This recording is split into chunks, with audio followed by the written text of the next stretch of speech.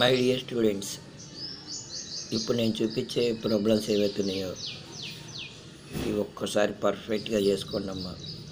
ఇవన్నీ ఎగ్జామ్లో వచ్చాయి, యూనిట్ నెంబర్ 4లో అనమాట. క్వశ్చన్ రాసుకోండి, సేమ్ కాపీ చేయండి. సేమ్ టు సేమ్ వచ్చాయమ్మా అన్నీ. యూనిట్ 4 ఒక థియరీ వచ్చింది, మిగతా అన్ని లెక్కలే వచ్చాయి.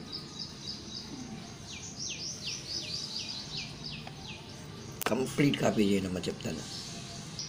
ఈ బాక్స్ ప్రాబ్లం ఉందా, ఇది షార్ట్లో వచ్చింది, లాంగ్లో వచ్చిందంటమ్మా. అంటే మనం డిఫరెంట్ యూనివర్సిటీస్కి పేపర్ తయారు చేస్తాం కదా. ఈరోజు ఓయూలో ఎగ్జామ్ ఉంది, అదర్ యూనివర్సిటీలో కూడా ఉందన్నమాట. అలా కూడా చూసుకోండి అమ్మా. వస్తాయంటే ఓయూలో రాలేదు కదా సార్ మీరు చెప్పిన అడగద్దమ్మా. ఈ థియరీ వస్తుందమ్మా. ప్రాబబిలిటీ డిస్ట్రిబ్యూషన్ అడుగుతారు. ఏం లేదమ్మా, probability distribution is discrete and continuous distributions అనమాట. ఈ ప్రాబ్లం యాజ్ ఇట్ ఈజ్ వచ్చిందమ్మా. ఎన్పిక్యూ వచ్చింది ఎగ్జామ్లో. ఇది 256 టైమ్స్ అని ఉందా, 8 కాయిన్స్. ఇంకా ఎగ్జామ్లో వచ్చింది, అందరికీ షేర్ చేయండి.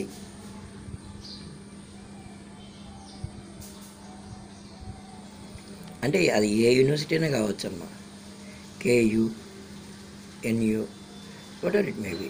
అంటే ఇంపార్టెంట్ అనమాట. వచ్చింది అంటే వస్తుంది అంతే అది. ఓకే, ఇది ఇంకా అల్టిమేట్ ప్రాబ్లం. ఇది Poisson distribution, expected frequencies.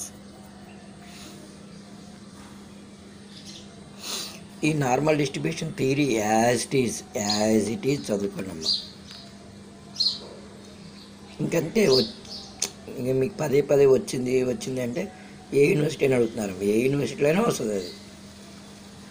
KU, OU. దీన్ని ఎంపరికల్ రూల్ అంటారమ్మా. ఎంపరికల్ రూల్ అంటే కూడా కన్ఫ్యూజ్ కావద్దు. మీన్ ప్లస్ ఆర్ మైనస్ అది ఉందా, ఇది నార్మల్ డిస్ట్రిబ్యూషన్ వస్తే ఇబ్బంది.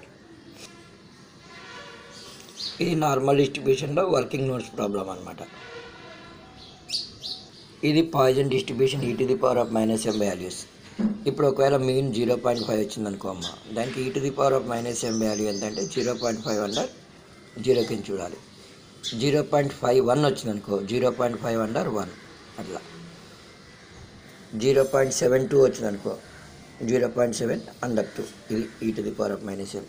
ఎందుకంటే మనకి e⁻⁻m వాల్యూ అనేది చాలా చాలా చాలా ఇంపార్టెంట్ అమ్మ. ఇంకా 1 వస్తే 1కి వాల్యూ ఇది.